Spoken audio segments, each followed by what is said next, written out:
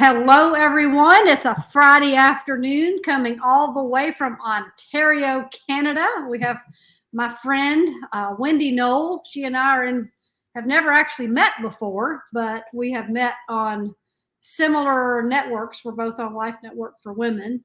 But she is an author. She is an addiction counselor. She has spent her life trying to help others overcome addictions, get in better healthy patterns. She is an ordained minister. She has got all kinds of education. And not only that, she's got some great practical experience.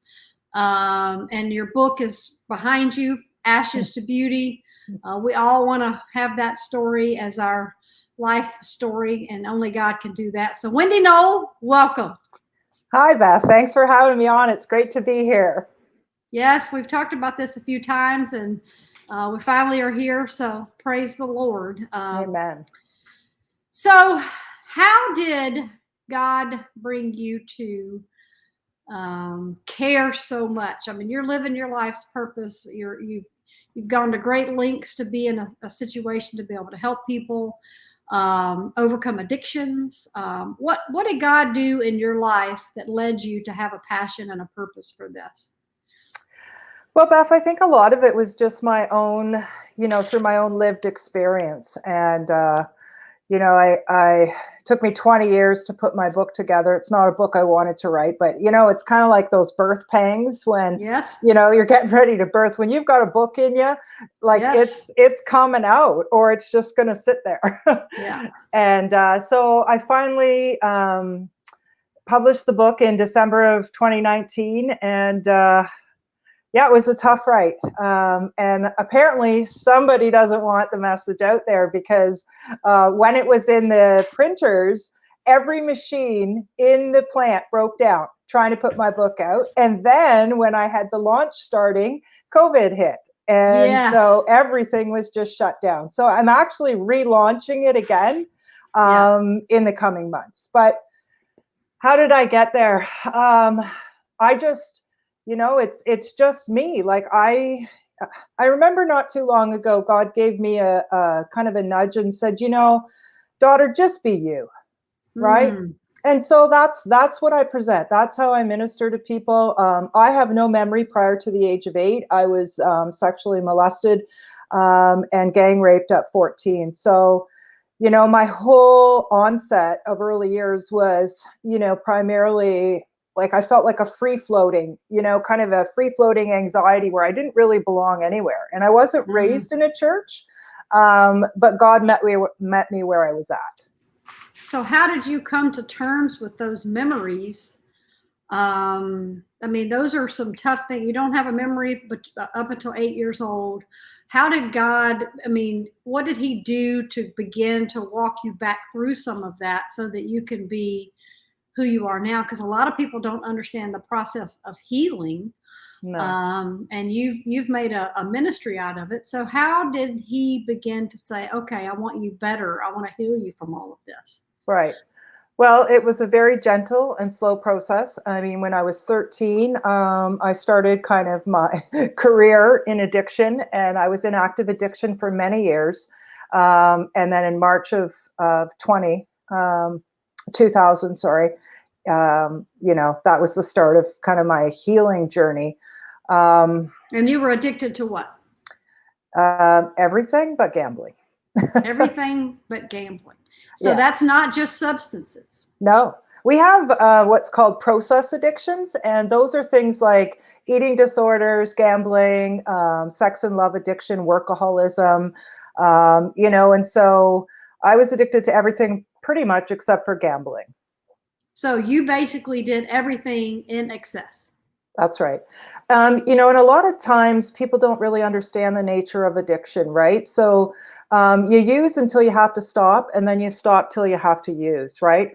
And, people think, well, if you just gave up the alcohol, the drugs, the behavioral addiction, that, everything would be wonderful. But that's not the case, because we're incessantly trying to fill this void that only God can fill, right? Yeah. And I didn't understand addiction. I mean, I wasn't raised in a family of addiction. I just tried and experimented just like anybody else. But I just, it overtook me, right? So were you trying to escape the pain from your past? Yes, So you were absolutely. trying to not have to deal with that. So you just Yep, moved straight into numbing, self-medicating, and the next thing you know, you're dependent upon whatever it is to keep away and keep at bay those yep, memories and those painful years so you didn't have to deal with it. But they came with you. that's right. Well, they came with me when I sobered up. Yeah.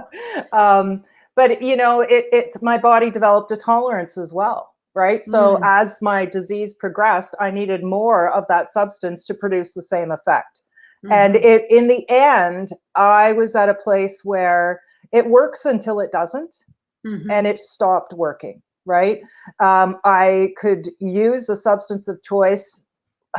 I can't even tell you how much I would use, and I could not get the effects. I just couldn't do Wow. it, and God was always with me. Like, even as a young child, in my book, I talk a lot about nature. And that's where God met me. I felt safe in nature.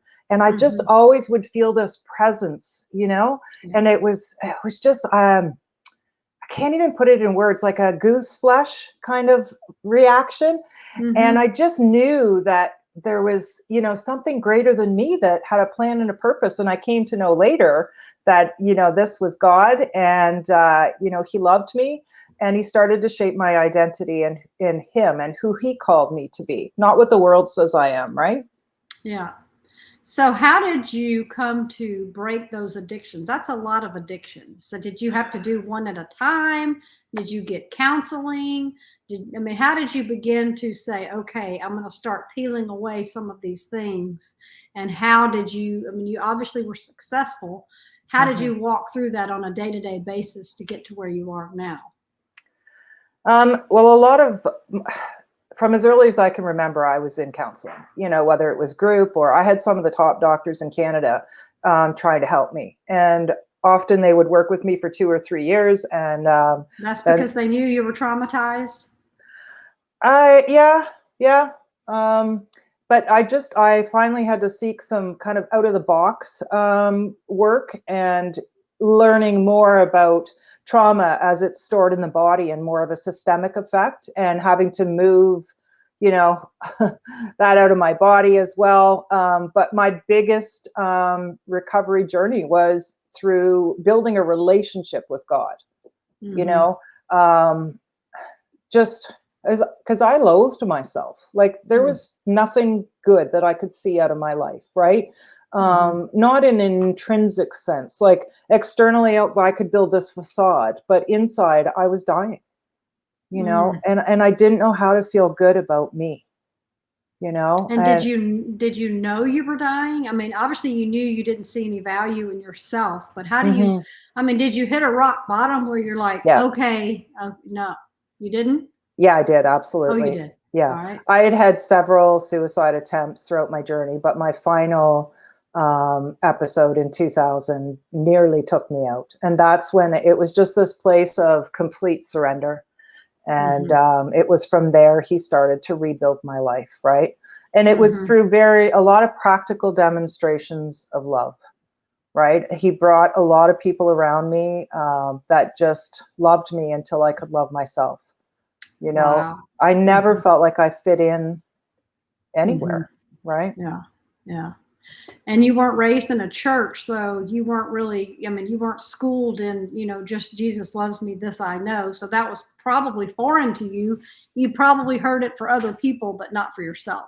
That's right. Yeah. Yeah. Mm. I mean, even when I, did come to know the Lord, like, I gave my heart to the Lord when I was 9. I still have the little red Bible. Mom did make us go to Sunday school for about 5 years when we were kids. We went to the Baptist church. Mhm. So I guess I gave my heart. Remember, I had no memory, so I wrote it down. So I guess I gave my heart to the Lord when I was about 9. But then my Mhm. addictions, I turned away from him, right? And I just got lost in this darkness. And did you ever go back and face the abusers? Was anyone ever charged, or did you get closure with that, or did you just have to close that door and open a new one? No, there was never any criminal actions, but I did through a lot of work Mhm. and therapy, I did forgive. And I am at peace, total peace with it now. But that couldn't have been as easy as you made it sound. No. It was layer by layer. And again, it was, about self-identity and yeah. Yeah. Who am I? I remember going to this doctor one time and, he would say, well, who are you? And I'd be like, so frustrated because I didn't know how to answer that question. And Mhm. he says, Wendy, who do you want to be? And so that really started like an amazing kind of aha moment, because I felt like I had some sense of control in that, Yeah. and then as we dig deeper in the word and God starts to tell me who I am, right? And it's like, Mhm. oh, okay, all right. Well, if you forgive me, I must be forgivable, you know? Wow. So then you go on to pursue, you get your biblical studies degree and you become certified in addiction recovery. So that was, we've entered into a whole new level of the world is addicted now. And I'm sure you understand that as well as anyone. Almost everyone has had someone in their family that has been addicted to something. Um, how do you best help people, whether it be the addicted person themselves or families? Because if one person in a family is addicted, the whole family is greatly affected by that. And so most families don't know how to deal with this. Yeah. So, how do you help people when you know that they're suffering from this and they need to change the direction they're headed in into a pattern of healing? Well, love.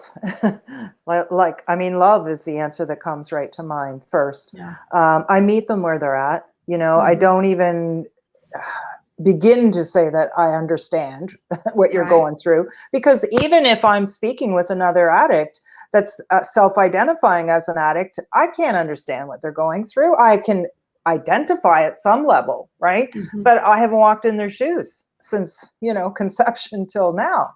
Right. Um, and so it's just a lot of my own testimony sharing, Hmm. loving on them, don't going in there with all these expectations. I'm not God. God is the only one that can transform their lives. Hmm. But he can use me, as a message of hope. Yeah. And, so a lot of my work lately has been with family members, like the loved Yeah. ones of family, like addicts. And, I know I've been recently ordained, like you were saying, and the first funeral I did this year was actually a dear friend of mine who was 45 and died of an overdose. Mm. And, I did her funeral, and honestly, Beth, I could not fathom that God would choose me, as I'm putting the cross, like, ashes to ashes and dust to dust over her coffin. Like, I was weeping and I'm like, oh my gosh, and then he started to unveil to me, started to show me, Wendy, I used Noah. And I'm like, well, what do you mean? Well, Noah was the first known inebriant, right? So, he used a drunk to repopulate the world. Mm. The first thing he did when he got landed, and I couldn't understand that. I would have built a garden, but he built a vineyard. Mm.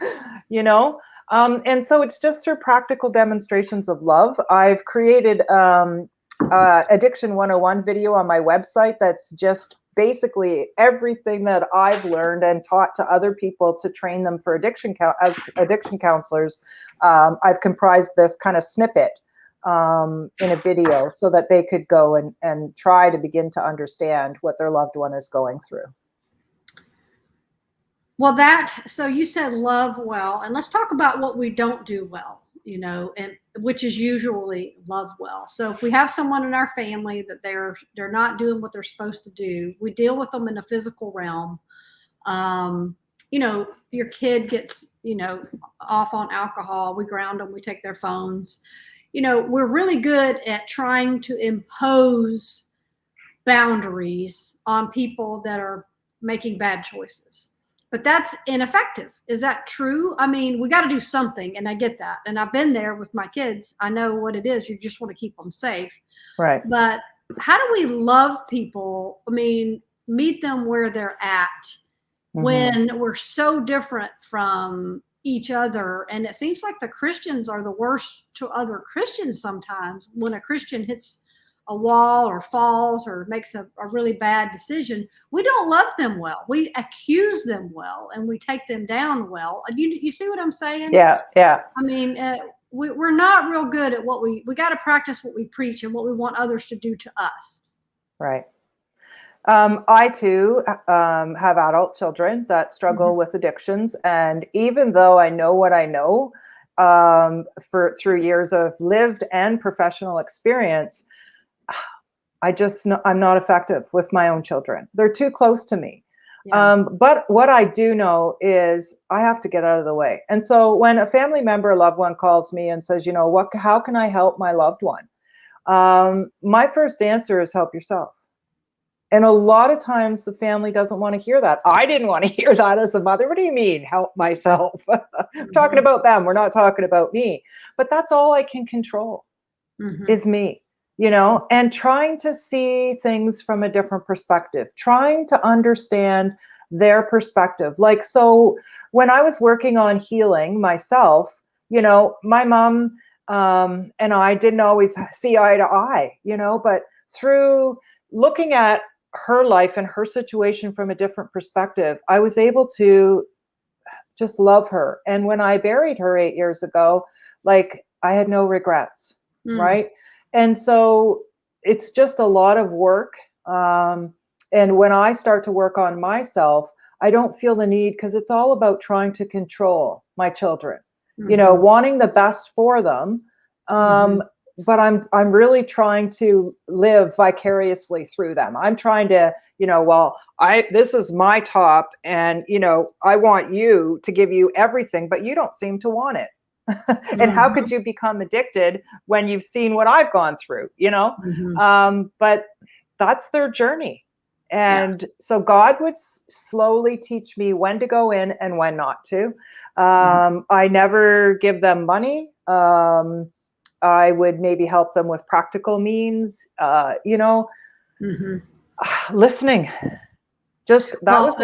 That's what I was about to say. One of the ways we can love is to listen. Listen. Yeah. Without judgment. Yeah. And yeah, I know. Ouch. You just made that really hard. I know, because a lot of people, it's like, well, why don't you just give it up? But they just don't understand that, without God's help, without that spiritual aspect of recovery, I can't stop. My body, for whatever reason, doesn't process it. And so most people, if given sufficient reason, like a chronic illness, medical, financial or something, they can give it up. I can't. I had to be locked up to stop. And I had to go through withdrawal symptoms. I had to have medical care. I had to have, years of therapy. When you take away my soother, because that's what it is, you had better provide me something with depth and weight that's going to fill that purpose, that addiction. Addiction, it serves a purpose. Right. It's not why the addiction, is why the pain. Right. And I don't know. There's really no manual on, because everybody is unique. Yeah. Right. But allowing people to feel the consequences of their own actions is a big part of it. I cannot play out anybody's recovery for them. Or you can't rescue anyone out of it. No. Yeah. And it's not even just the kids, because I work in the field, it's agonizing. I work with women that are human trafficked, that are, in sex trade, addiction today. Oh my goodness. You're dealing with, drugs like crystal meth and just drugs that we never even heard of 20 years ago. Right. Yeah. And the systemic effects on people. I mean, I've seen a girl go from 1 minute, she's vibrant, and even though she's active in her addiction, and 2 weeks later, she's literally gray, scab face. I'm just what happened? Like 2 weeks, something that would usually take us 10 years to progress, they're progressing in 2 weeks. It is heart-wrenching. That is, and why is that? Is that because of the additives that the people are selling drugs and they're cutting in stuff? Yeah. And I mean, some of that stuff is deadly. I mean, all of it is deadly, but some of it is immediately deadly. Right. You know, I often speak about, like, we're in a dual pandemic right now. We're not just dealing, like, a lot of times the whole of society has kind of forgot about this opiate crisis that we were in not too long ago, right? And it's gotten worse. I had one mother call me. I was working at a detox locally, and I had it was a sister, and she called me and she says, "Ma'am, I don't know what to do." She says, "My sister is in this region, okay? And she said, the police will not even go in there unless there's like a death or a murder." I'm like, I didn't even know that. And this is a place that's only about an hour from me. It's not that far away. And is it because it's so common that they're getting so many calls, they don't have the manpower? Well, you know, I read in Revelations, I read in a commentary one time when I did my thesis on Revelations, and it says in the end of times, like, the level of pain on the earth is going to get to such levels. Addiction is going to like just skyrocket. We think it's bad now. We haven't seen anything yet. So it goes back to that, you know, it's not why the addiction, but why the pain. And I mean, if you look at just even the housing crisis right now, I don't know what it's like in the US, but in Canada, I mean, we don't, as housing workers, case managers, we don't have answers. We don't know where we're sending people. And the winter's upon us. And I always think of that scripture too, that it talks about in Revelation, pray that it doesn't happen. The famines don't come in the winter. Yeah. You know? And so all we can do is, it's a real sense of, and that's where addiction helps me. It's a real sense of powerlessness. Yeah. You know, and really looking at, like, what are we here for? And that's why I love your show, like life's like purpose, that sense of purpose. And I believe that that's what we need to restore. We need to restore communities. Yes, we do. Family systems. And it's about this sense of connection and purpose. And so let's talk about you brought up the opioid crisis, and people don't know what to think about that or what to do about that. But why don't we know more about what's causing this? But I don't know. I mean, my brother died of a heroin overdose. You know, he was in his 50s and had wrestled with that his whole life. And, you know, you could tell him just quit, or you could try to help him, or you could try to provide for him, you know, alternatives. But ultimately, he knew that was going to be how he died. And he chose it basically because, you know, he was addicted and didn't really care. So it's really, you know, when you see situations like that, again, it's in every family. Is it the user, or is it the industry? Is it the people is just so available? I mean, what is it that's causing this epidemic that is such widespread? I mean, how did it go from what it used to be taboo to now it's in every, it seems like it's a national, I mean, it's an international crisis. Yeah. There's so much more to it, to unpack it, you know. So there's time, like my mother had a chronic illness, and so in her last days she was, you know, given different pain medications, and some of them were, you know, the fentanyl patch and so on. But there's a difference. Like, there's people that can develop a dependency on it to, like, actually manage pain. There's other people that start out with that and they end up becoming addicted. And there's availability aspects. There's, you know, there was a lot of double doctoring going on. You know, the black market selling pain medications. It's, you know, easy to get. It's cheap. And yeah, there's just so many factors. And the addiction, the capacity for a person to become addicted is just like that. I mean, a day or two. I mean, you hear about the methamphetamines, and it does one time and you're addicted. Yeah. But if you think about it from a spiritual aspect, Beth, it's really incredible because you've got your stimulants, which is cocaine, crack, cigarettes, even coffee. Those are all still really popular right now. You've got your depressants, alcohol, but with the opiates, they are a paralytic. So if you look at that spiritually and you look at the level of pain in the earth, oh, something just happened in my computer. Can you still see me? Yep, I still see you. I still hear you. Okay, so you look at the levels of pain in the earth. It doesn't surprise me at all. Yeah. That people are looking for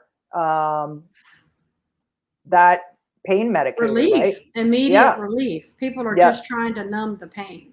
That's right. So, I mean, back to the solution. So if you've got someone in your family or you know of someone that's struggling with this, let's talk through how to manage that or how to help. So love well without judgment, which is a very big deal. Listen. Again, without judgment, but let them, the person, share their story, because it's not the drug, it's the pain, right? You said that. That was a great quote. It's not about the drug, it's about the pain. The drug's numbing a pain and you want to get to the pain.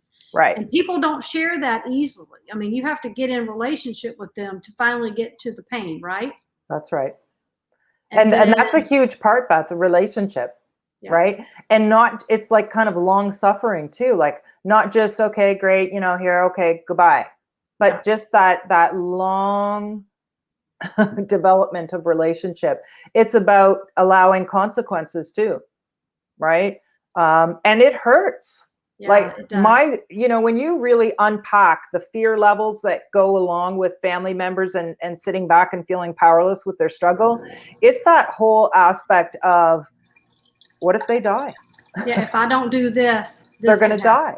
Right. And you feel responsible for not doing something to save the day, and ultimately you can't. That's right. Only God can save the soul, which begins to rebuild the life. And you said that even, when you were young and you turned to drugs, it's because you felt no value. You had no sense of identity. And it wasn't until the guy asked you, Wendy, what do you want to do?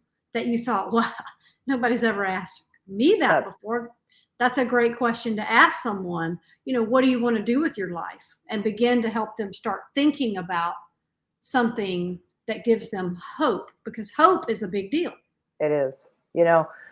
I remember my grandpa telling me one time, he says, now, Wendy, he says, the problem in the world today is when they allowed women to, include women's income in major purchases like a house. I'm like, Gramps, come on. And he's like, now listen a minute. He says, like, he's an old Gramp. He wasn't being judgmental, but he's saying, when you think about it, we're really shifting family systems and family dynamics. Like God designed women for nurturing, for being at home, for loving and taking care of the children. The men went out to earn, you know what I mean? And so when we had this shift, I mean, like both parents, we're in a place where just greed and consumerism is taking over. Kids are being raised by video gaming and TV. And I'm not judging. I'm just like, if you want the solution, you need to come back to learn from our forefathers, right? Learn from the forerunners and get back to basics, like Wait, we lost your sound. There. Hello? Yep. Hello? There you are. Yeah. Oh, so we need each other. There you are. Yeah. So, and you said that before. You said we need to get back to the basics of family and community. That's right. And that's so missing in our, I hear you. Can you hear me? Yep. So that's going back to the basics and taking care of your family and being, we as women, I have no shame in the fact that we sacrificed a lot for me to stay home with my kids, because my mom had to work 2 jobs because she was a single mom raising 5 kids. And thank God she did it. But, I really wanted to try to give my kids an opportunity to be raised by me. And So that's a basic thing that was important to me because I had lived the opposite of that. So I was able to come from my experience and say that. And then church community. I mean, how important is that? Yeah. Oh, I know.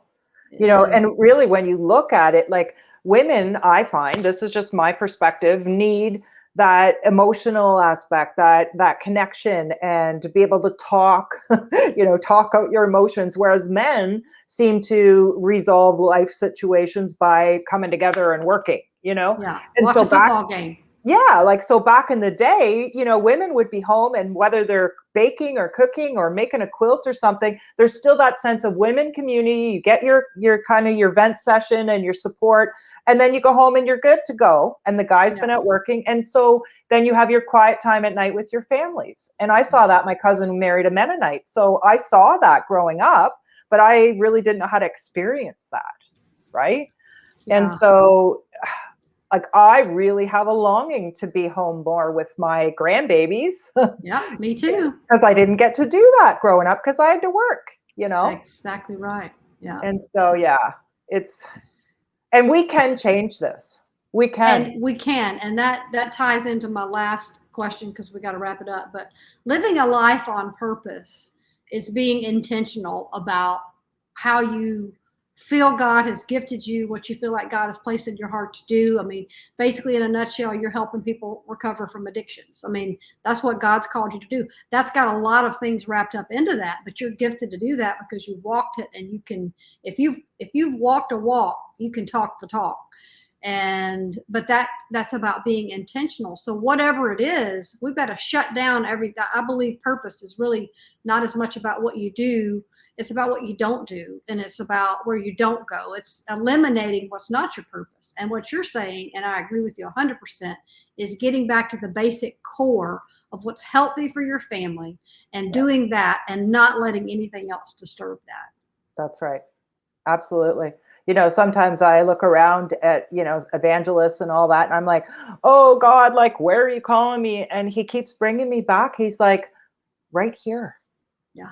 Your children, your grandbabies, your community, your family, your friends, right here. This is where I'm calling you, one heart at a time. And one day at a time. That's and right. One story at a time. And That's we right. think we want to be able to do 5 years at a time. And he doesn't give us the grace for that. Well, we're going to end there. So your ministry is called Ashes to Beauty. People can find your book on your website. Yeah, so my book is called Ashes to Beauty, and my ministry is Wendy Noll Ministries, and I have a website, wendynollministries.com. So you can order a book through there and find out, different supports and that, and things that might be useful to support addicts and their families. So people could buy your book and use your program to help someone or help themselves. Absolutely. And then they could reach out to you via that too if they wanted to talk to you, because that's what you do as well. You help people. So that's great. I do. Well, thank you so much, Wendy. I'm glad we got to finally talk. We'll have to come back around and do this again because it's an ever-changing world. It is. And you stay warm this winter because I know it's going to get cold in Canada. I'm going to be in Louisiana, and I'm going to be warm for you. I'm going to have to come visit. Come on, girl. Come on. Thank you so much, Beth. Thank you. We'll talk soon. Have a great weekend. You too. Bye-bye. Bye-bye.